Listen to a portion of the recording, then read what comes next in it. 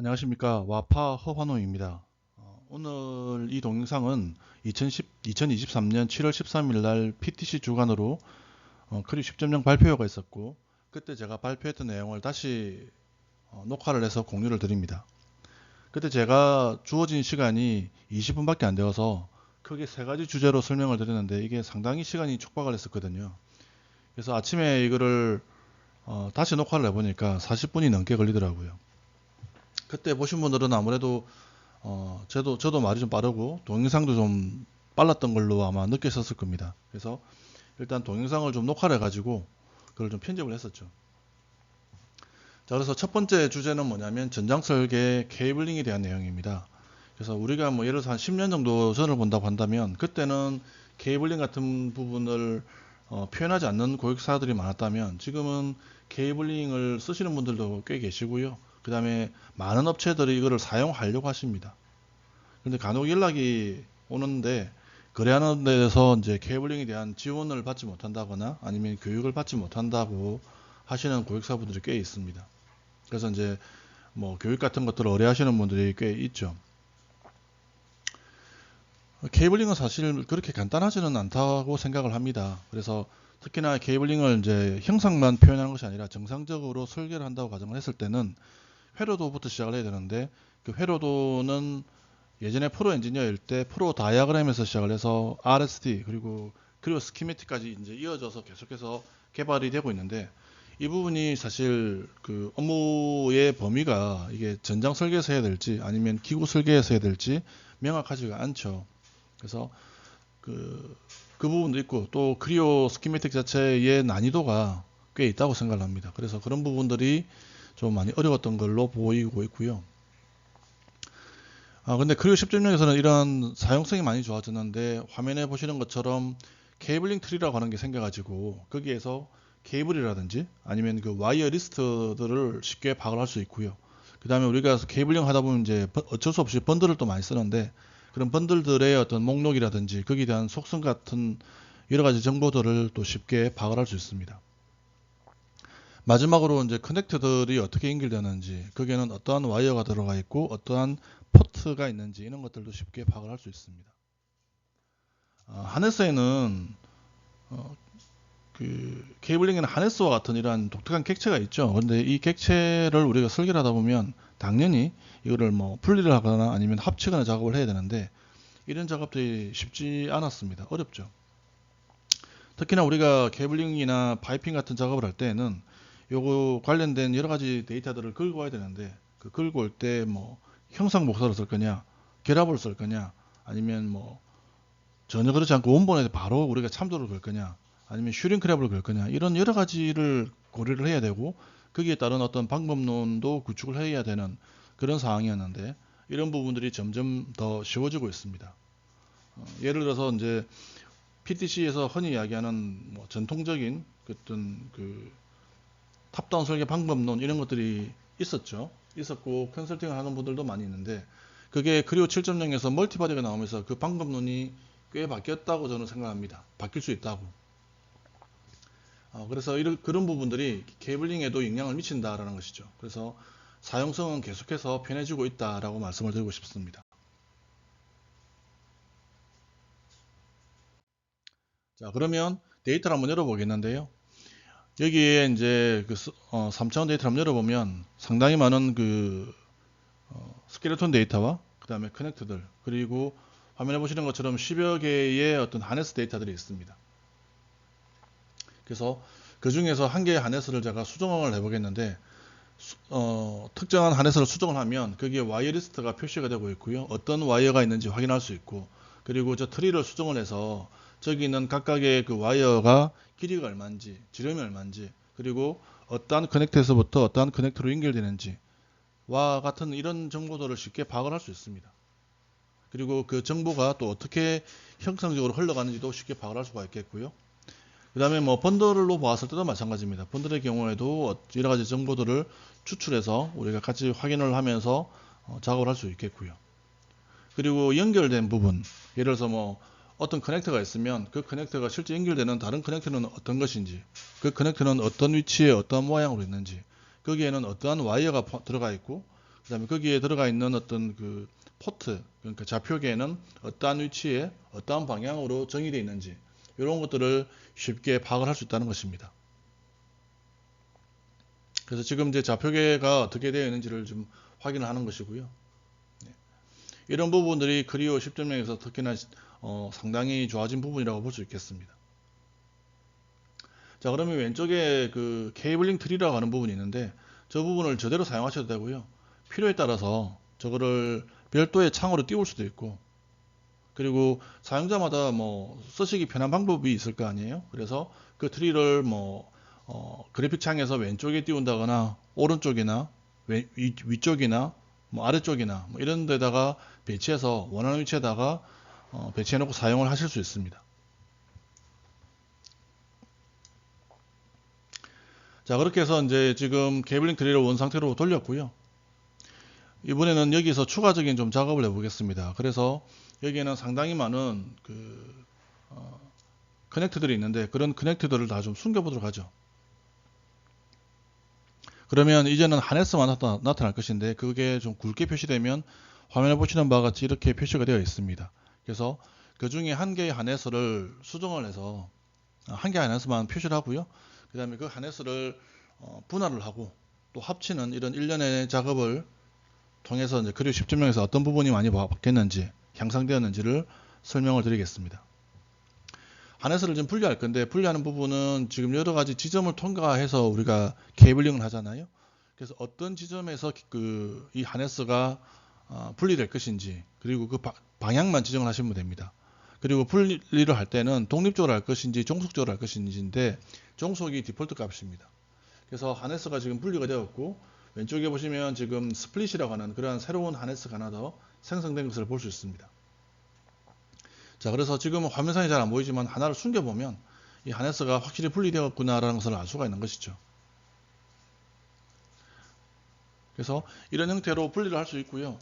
우리가 작업을 하다 보면 뭐 이렇게 작업을 하다가 분리된 하네스가 아까는 종속을 했잖아요.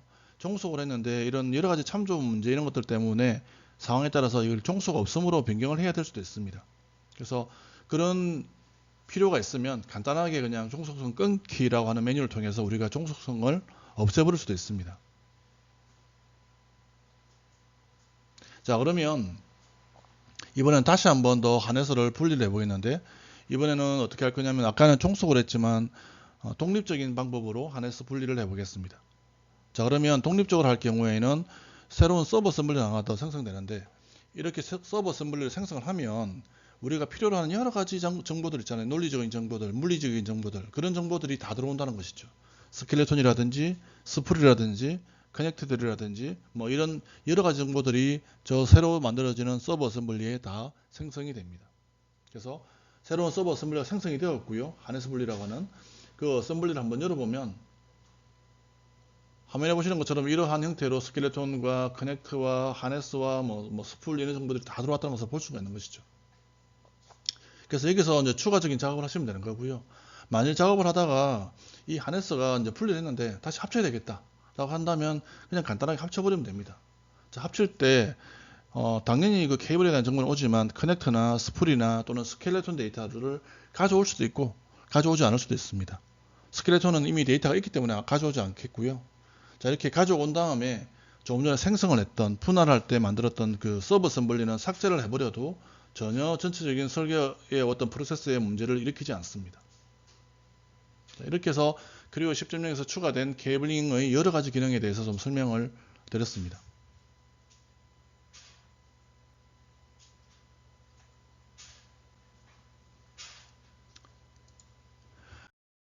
자, 이번에는 이제 MBD와 GD&T 어드바이저 그리고 이지 톨러런스에 대한 내용입니다.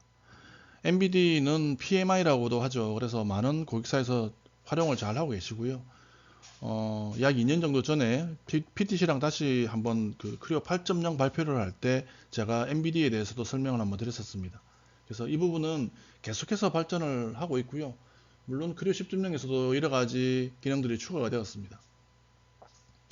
GD&T 어드바이저의 경우에는 크리오 4.0 때 발표된 옵션 모듈입니다. 그래서 이 기능을 아시는 분도 계시고 처음 듣는 분도 계실 텐데 우리가 설계를 하다 보면 일반적인 공차를 그 기입을 안 할 때가 있죠. 기입을 안 하면 일반 공차를 따르게 됩니다. 일반 공차, 뭐 일반 가공 공차, 뭐 용접 공차, 주조 공차 이런 걸 따르게 되어 있고요.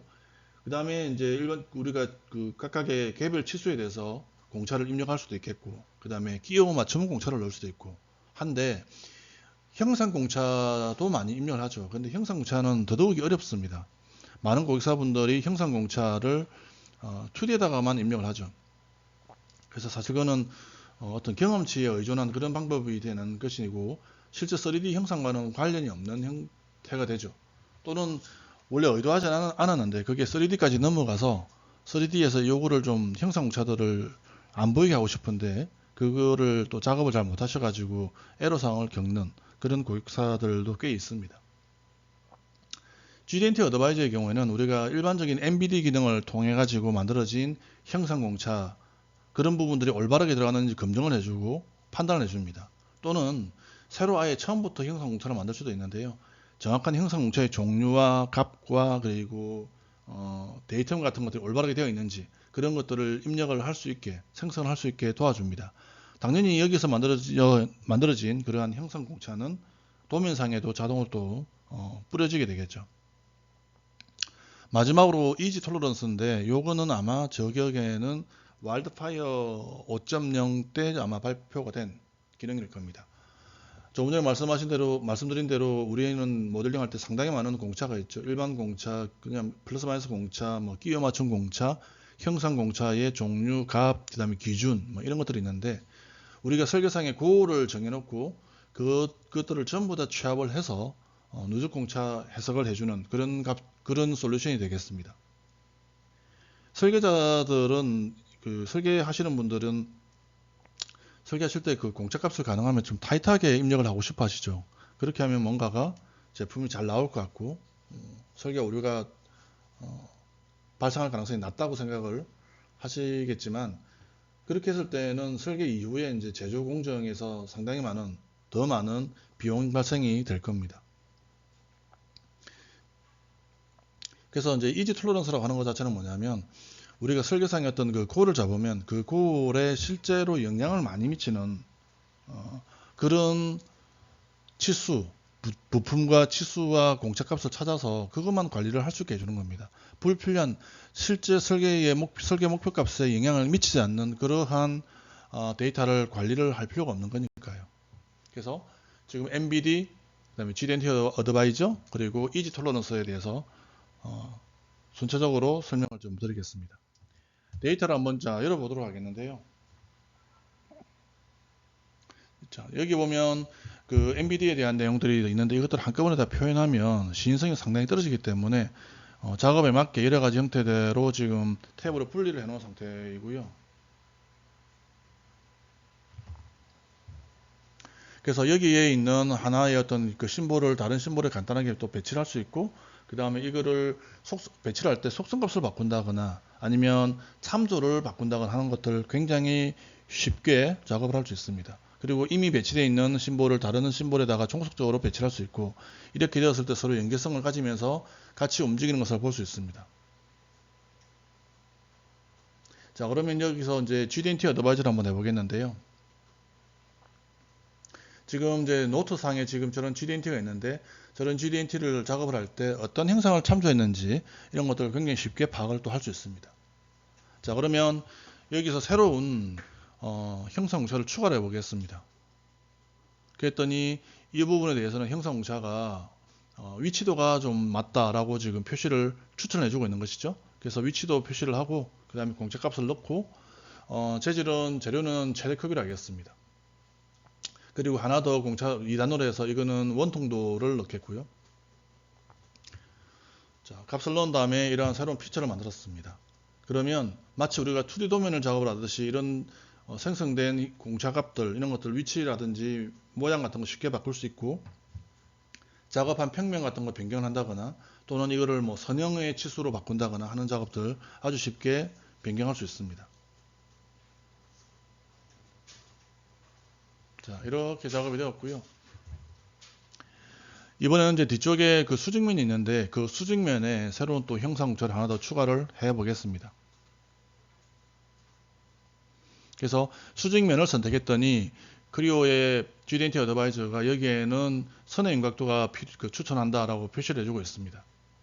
그래서 선의 윤곽도를 추천을 그러니까 입력을 했고요. 그 다음에 이런 피처를 하나 배치를 했습니다. 자, 이렇게 배치를 했는데 배치하고 나서 보니까 지금 방향이 좀 맞지 않네요. 그래서 방향을 좀 변경을 하고 그 다음에 위치 같은 것들도 적당한 위치로 이동을 좀 시켜보도록 하겠습니다.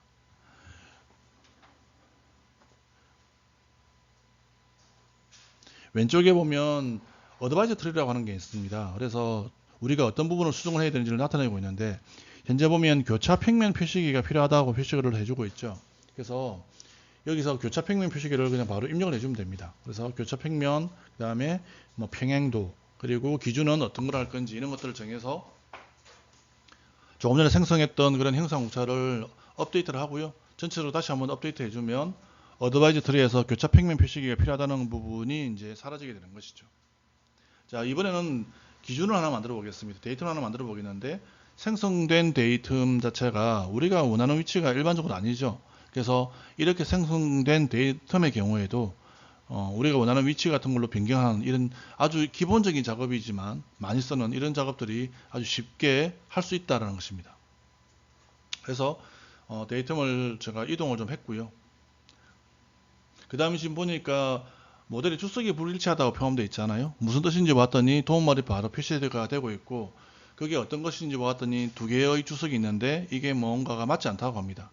지금 확인을 해봤더니 이게 실제 형상은 2개와 4개, 홀이 4개, 그 다음 평면이 2개인데 지금 개수가 안 들어가 있는 것이죠. 그래서 이거를 바꾸어라라고 했더니 업데이트가 되면서 주석이 지금 다 바뀌는 그런 거를 보실 수 있고 어드바이저 트리에서 그 내용이 사라진 것을 볼 수 있습니다. 그 다음에 지금 봤더니 왼쪽에 보니까 지금 GCS가 허용되지 않는다라고 뜨잖아요. 그래서 면의 윤곽도가 있는데 저게 안 맞다라고 뜨고 있습니다. 허용을 할 수 없다. 절대 쓰면 안 된다라고 되어 있잖아요. 그래서 저 부분 한번 수정을 해 보겠습니다. 그랬더니 면의 윤곽도는 쓸 수가 없지만 여기서 보니까 쓸 수 있는 게 뭐냐면 위치도라고 표시를 하고 있죠. 그래서 이거를 위치도로 바꾸어서 최대 크기로 해서 피처를 완성을 시켜 보겠습니다. 자, 이렇게 해서 형상 공차를 업데이트를 시키면 왼쪽에 어드바이저 트리에서 GCS가 지금 GCS에 대한 어떤 그 경고창이 사라지는 것을 볼 수가 있는 것이죠. 자, 이렇게까지 해서 GDNT 어드바이저를 설명을 드렸고요. 이번에는 이지 톨러런스, 누적 공차 해석에 대해서 설명을 드리겠습니다. 현재 누적 공차를 할 건데 볼 베어링의 우측면과 그 다음에 하우징의 왼쪽 면 사이의 그 공차값, 그 갭에 대한 공차를 관리를 좀 하고 싶어 하는 거죠. 그래서 이렇게 선택을 해주면 거기에 관련된 여러 가지 조립되어 있는 부품들의 조립 조건을 다 인식을 지금 화면에 보시다시피 하고 있고요. 그 다음에 어떤 부품들이 필요한지도 다 인식을 다 했습니다. 그리고 관련된 여러 가지 치수들, 형성 공차들, 형성 공차의 종류와 값들 모두 다 인식해서 가져오고 있고 해석은 뭐 최악의 케이스, 워스트 케이스, 그 다음에 RSS라든지 통계적인 기법 이런 것들을 모두 다 지원하고 있고요. 지금 이제 설계상의 어떤 그 고을 값을 조금 변경을 합니다. 하고 이름을 바꾸고 그다음에 값을 좀 변경을 하겠습니다. 그랬더니 아래쪽에 있는 결과값이 실시간으로 업데이트되는 것을 확인을 할 수 있는 것이죠. 그리고 위쪽에서 보면 형상공차의 값까지 조금 변경을 해보겠습니다. 두 개의 형상공차를 지금 값을 변경을 하고 있는 상황이고요. 자, 이렇게 업데이트를 했고 지금 워스트 케이스로 보고 있는데 저 부분을 뭐 RSS라든지 아니면 뭐 CPK 값이라든지 이런 걸 볼 수 있고 그 다음에 CPK의 목표 값도 변경을 조금 해보겠습니다. 자, 이렇게 변경을 하고 그 결과값을 보았더니 이런 형태로 나왔고요. 그 다음에 기여도를 보니까 어떤 치수, 부품의 어떤 치수가 전체적인 설계 고올에 영향을 많이 미치는지를 알 수가 있는 것이죠. 자, 그래서 이거를 전체적으로 분석 피처를 하나 만들었고요. 그 다음에 이렇게 만들어진 분석 피처를 나중에 확인을 해보면 지금 작업을 했던 것 자체가 우리 설계상의 고올에 만족을 하는지 만족을 못하는지도 바로 확인할 수 있습니다. 자, 그리고 지금은 선형상으로 체크를 했는데 이번에는 이제 원통상, 그러니까 로터와 스테이트 사이의 갭을 컨트롤 한번 해보겠습니다. 자, 그래서 원통의 경우에는 이렇게 작업을 하면 관련된 부품들이 어떤 것인지를 선택을 해주면 되는 것입니다. 자, 이렇게 선택을 했고, 이제는 각각의 쌍으로 컨택되는 부분에 대한 형상들을 선택을 해주면, 아까 선형을 했던 부분과 굉장히 유사한 형태로 작업을 해 나가실 수가 있는 것이죠. 그리고 원통의 경우에는 이론적으로는 원통이 딱 중앙에 있을 수 있지만 실제로는 그럴 수가 없고 한쪽으로 치우쳐 있을 수밖에 없잖아요. 근데 그걸 이제 이론적으로 가운데 있게 할 것인지 아니면 근거를 할 것인지 원거를 할 것인지 그렇게 해서 총 9개의 조합을 할 수가 있고요. 나머지는 선형 해석하는 부분과 동일하게 작업을 할 수 있습니다. 자, 마지막으로 서피스 모델링에 대한 부분입니다. 그래서 서피스 모델링은 크게 ISDX와 프리폼 자유형에 대한 내용인데 ISDX는 나온 지가 상당히 오래되었죠. 와일드파이 예전에 2001대 아마 출시가 되었을 겁니다.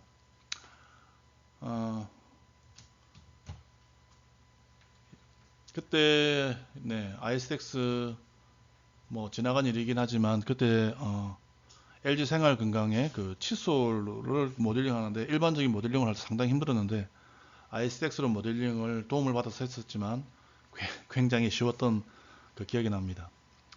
ISDX는 지금까지 그리고 9.0까지는 G2까지의 연결만 지원했었는데요.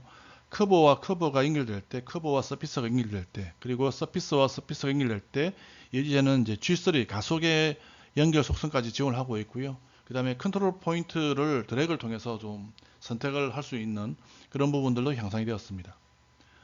자유형의 경우에는 회전 패턴이라고 하는 그런 그 새로운 피처가 추가가 되었고 일부 메쉬를 잠궈 놓고 작업을 할 수 있는 그런 부분들이 또 포함이 된 것이죠.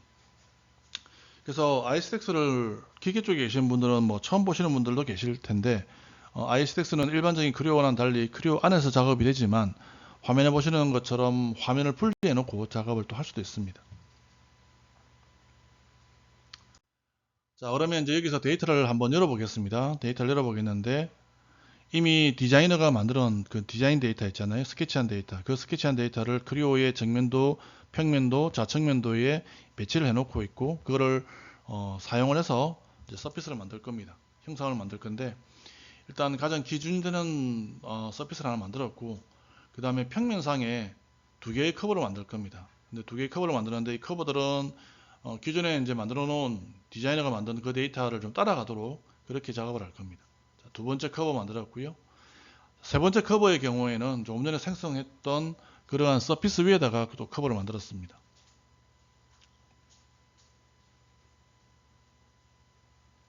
자, 그래서 지금 생성된 세 개의 커버를 수정하겠는데 이런 커버 수정은 여러 가지 방법을 할 수 있지만 지금처럼 할 수도 있고 아니면 그냥 컨트롤 포인트를 가지고도 할 수도 있고요. 그 다음에 수정을 할 때 우리가 커버의 차수 같은 것들도 쉽게 변경을 해가면서 작업을 할 수 있습니다. 그래서 지금 이제 위쪽에 있는 첫 번째 커버를 지금 수정을 하고 있고요. 그 다음에 이제 두 번째 커버도 동일한 방법으로 수정을 하도록 하겠습니다.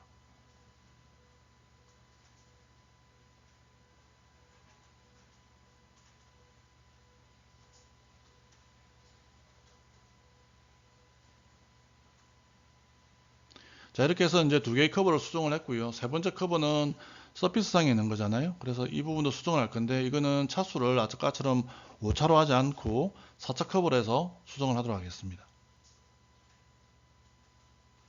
자, 그렇게 해서 이제 세 개의 커버를 완성을 했고요. 이번에는 이제 자유 3차원 공간상에다가 두 개의 커버를 만들 겁니다. 그래서 두 개의 커버를 아주 쉽게 만들고 그 다음에 그 커버들이 시작하는 위치는 기존에 있던 평면에서부터 이제 수직 방향으로 나오게 그런 조건을 부여를 하겠습니다.